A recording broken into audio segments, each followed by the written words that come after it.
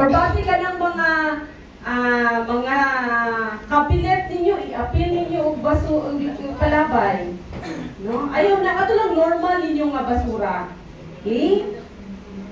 Tapos, butangan og label. No, nami ihatag nga label, especially aning mga households, no? Okay? Nami ipanghatag, maghatag ni og kanang garbage. Oo. Maghatag ni ingani, no? Ang ihatag lang namo sa kada purok, tapos kamo na lang distribute sa identify ninyo nga households. Oo. Tapos, butangan og label. Unsa ba itsura aning label? No? Ang nakabutang din sa label, kani siya, butangan ninyo og unsa ka purok kay para ma-trace, ma-identify og name sa family head. Okay? Tapos isulat po ninyo kung pila ka book adults sa isa ka household o pila ka book mga bata.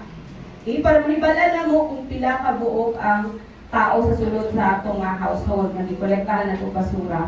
O kung pwede i-check, kung naman mo i-check din kung unsa ba yung monthly income na below ba sa low income, middle class, or high income. No, check lang mo din na mo po guys. Okay? So, moto tapos, di ba nabutang na ninyo ang basura din nabutang na, dikit niyo yung label. Tapos, ihatag na si purok leader, musuroy sa iyo sa buntag. Depende ninyo kung saan nga sa buntag nga ka ng mata. Oo. Basta ihatag niya sa iyo sa buntag, dito, ang purok leader mo, tuyok, no? So, ihatag niya dito kay purok leader, no? Tapos kung mahimo, kung makaya pa, i-segregate na to ang basura. No? Lahi ang malata, katong recyclable, o ang sa household level. Ang sa household level. Kung makaya.